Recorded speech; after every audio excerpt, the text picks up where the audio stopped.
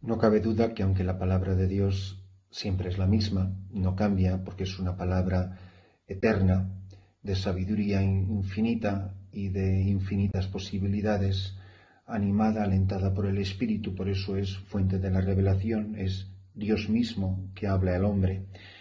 Sin embargo, nosotros que la oímos en momentos diferentes de nuestra vida, en edades diferentes, en lugares o circunstancias de nuestra vida que son diferentes, y por eso en diferentes lugares a diferentes personas la palabra de Dios va a impactar o va a actuar de una manera única y por supuesto siempre diferente a otras personas.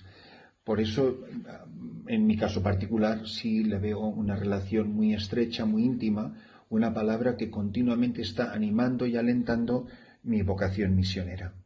Por eso, por ejemplo, en las oraciones y en las lecturas de la palabra de Dios para este sábado de la primera semana de Adviento, nos dice así la oración colecta: Señor Dios, que para librar al hombre de la antigua esclavitud del pecado, enviaste a tu Hijo a este mundo. ¿Para qué envía Jesucristo? No es exclusivo, no es que esta es la única razón, esto no es una síntesis de cristología, es una brevísima oración de 3 líneas que nos apunta a un aspecto del motivo, de la razón de ser de la encarnación. Señor Dios, que para liberar al hombre de la antigua esclavitud del pecado, para liberar al hombre de la antigua esclavitud del pecado, enviaste a tu Hijo a este mundo. Es la confesión de fe. Tú has hecho esto para librar al hombre, has enviado a tu Hijo a este mundo. Ahora viene la petición. Concede a los que esperamos con devoción su venida, ya que lo has enviado, nosotros lo esperamos, concede a los que esperamos con devoción su venida alcanzar la gracia de la libertad verdadera. Esto lo tenemos que esperar en estos días. Es una cosa que Dios no puede no querer conceder. ¿Por qué? Pues porque está en la liturgia, y la liturgia es la acción de Jesucristo, y la acción de Jesucristo siempre es una acción infalible.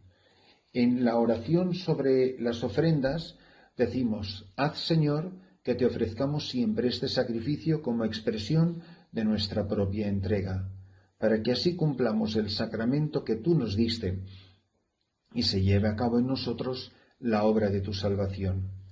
Que te ofrezcamos siempre. Haz, Señor, es una acción tuya, no nuestra. No es ni siquiera una petición nuestra, no, es algo que tiene que hacer Dios. Haz, Señor. Y se lo decimos con exigencia, está en voz imperativa. Haz. No es nos gustaría que hicieras o serías tan amable de hacer. No, es un pueblo que grita con dolor, con urgencia. Y es en voz imperativa: haz, Señor, que te ofrezcamos siempre este sacrificio como expresión de nuestra propia entrega. Fijaros qué bonito. La Eucaristía es el reflejo de nuestra propia entrega. ¿Por qué? Porque nuestra entrega es una prolongación de la entrega misma de Jesucristo. Cristo en el altar se entrega, y como Cristo se entrega en el altar, yo me entrego en el altar de la vida, para que así cumplamos el sacramento que tú nos diste y se lleve a cabo en nosotros la obra de la salvación. Y por último, en la oración después de la comunión decimos: imploramos, Señor, de tu misericordia, para que esta comunión que hemos recibido nos prepare a las fiestas que se acercan, purificándonos de todo pecado. Toda esta preparación consiste en irse despojando del hombre viejo, irse despojando del pecado, para ir adquiriendo una nueva personalidad, una personalidad que es literalmente la personalidad misma del Hijo de Dios, porque participamos de su personalidad divina, y expresada a nosotros a través del misterio de la encarnación.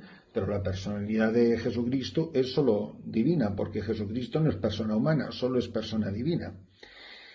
En las lecturas de la palabra de Dios, sobre todo me fijo en el pasaje del Evangelio del capítulo 9 de San Mateo, donde dice que en aquel tiempo Jesús recorría todas las ciudades y aldeas, enseñando en sus sinagogas, anunciando el Evangelio del reino y curando todas las enfermedades y todas las dolencias. ¿Qué hacía Jesús? Recorría todas las ciudades y aldeas, primero. Segundo, enseñaba en sus sinagogas. Tercero, anunciaba el Evangelio del reino. y cuarto, curaba todas las enfermedades y todas las dolencias. Y aquí viene una frase que la tenemos que llevar siempre escrita en el corazón. Al ver a las gentes, se compadecía de ellas, porque estaban extenuadas y abandonadas, como ovejas que no tienen pastor. Entonces dijo a sus discípulos: la mies es abundante, pero los trabajadores son pocos. Rogad, pues, al Señor de la mies que mande trabajadores a su mies. Fijaros la expresión: al ver a las gentes, se compadecía, se conmueve el corazón de Cristo, se mueve a compasión. Al ver a las gentes se compadecía de ellas, porque estaban extenuadas y abandonadas.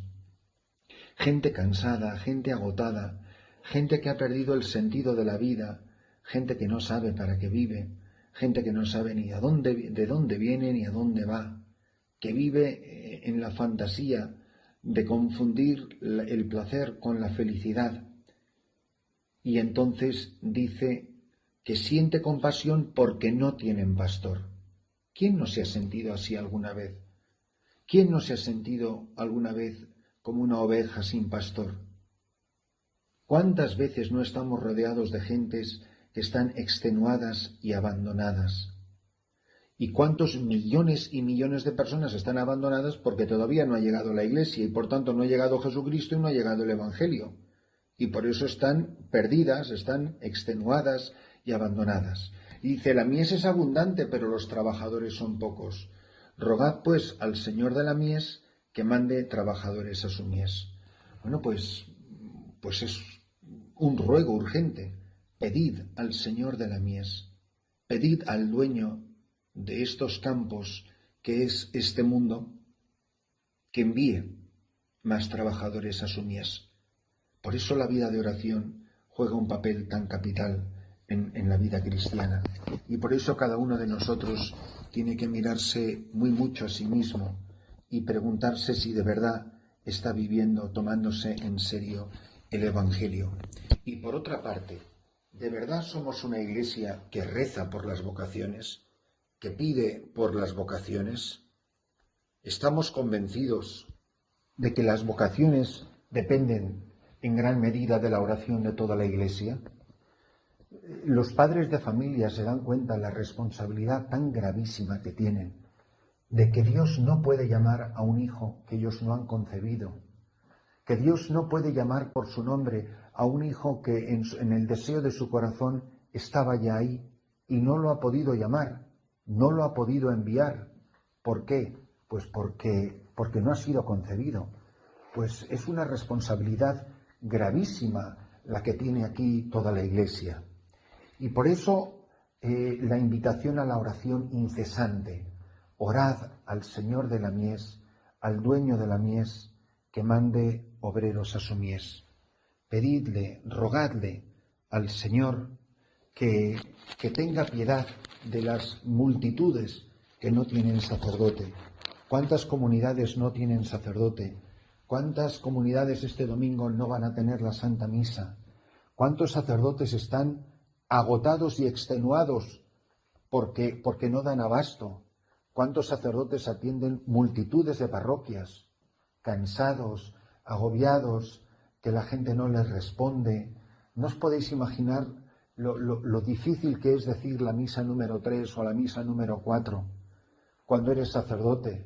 Yo lo tuve que hacer con 23 años y aparte de que terminaba los fines de semana completamente afónico, a mí la misa número 4 en aquel pueblecito de Piedra Escrita, es que era un agobio, es que era la cuarta vez que iba a predicar la misma homilía, o por lo menos predicar sobre los mismos evangelios.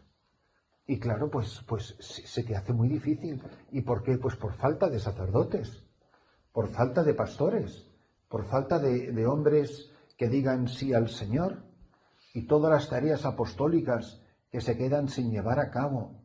Cuántas casas, cuántas labores, cuántos carismas, cuánta vida religiosa se está muriendo. La vida religiosa se está muriendo en la Iglesia Católica, y el que no es que está barriendo la cubierta en el Titanic y no se ha enterado todavía de qué va la fiesta y lo que está pasando en la Santa Madre Iglesia.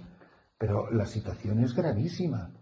O sea, continuamente. O sea, cada semana en España se cierran 3 o 4 casas religiosas y están a punto de desaparecer congregaciones enteras. ¿Cómo podemos asistir a semejante espectáculo sin que se nos conmuevan las entrañas? Rogad al Señor de la mies. Pero ¿cuántos padres de familia de verdad ponen empeño para que sus hijos vayan al seminario, para que sus hijos o sus hijas entren en vida religiosa? ¿Cuántos padres de verdad lo han propuesto?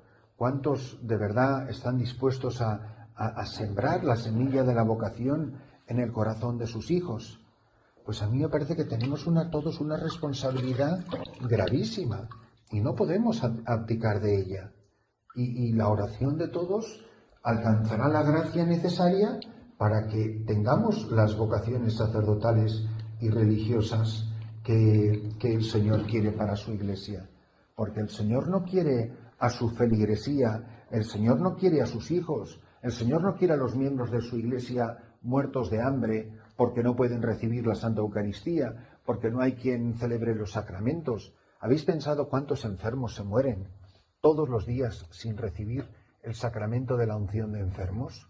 Yo no estoy diciendo que se van al infierno, pero que el plan de Dios es que la gente reciba el sacramento de la unción de enfermos antes de morir. Y mucha gente no lo recibe, pues porque nadie llama al sacerdote, o porque si lo quiere llamar no lo encuentra, porque no lo hay, o porque no está, o porque está en otro sitio. Tenemos una enorme responsabilidad. Y a mí me parece que el Adviento es un gran motivo para sentir este estímulo. Primero, pregúntate, ¿cuándo ha sido la última vez que tú, personalmente, has invitado a alguien a ser sacerdote, a ser religiosa? ¿Cuándo ha sido la última vez que tú le has dicho a alguien, oye, ¿tú has pensado alguna vez en ser sacerdote? ¿Tú has pensado que a lo mejor el Señor te podría estar llamando a la vocación sacerdotal o religiosa? Porque así es como se siembra la semilla. Oramos de verdad, pidiéndole al Señor de la mies que por favor nos mande sacerdotes, que necesitamos más vocaciones sacerdotales y religiosas. Pues no nos descuidemos con esto. Que el Señor nos conceda la gracia de vivir intensamente la vida de oración de tal manera que la Iglesia reciba una sobreabundancia de vocaciones sacerdotales y religiosas que puedan anunciar: venga a nosotros tu reino, Señor. Maránata, ven, Señor Jesús. Emmanuel, Dios con nosotros.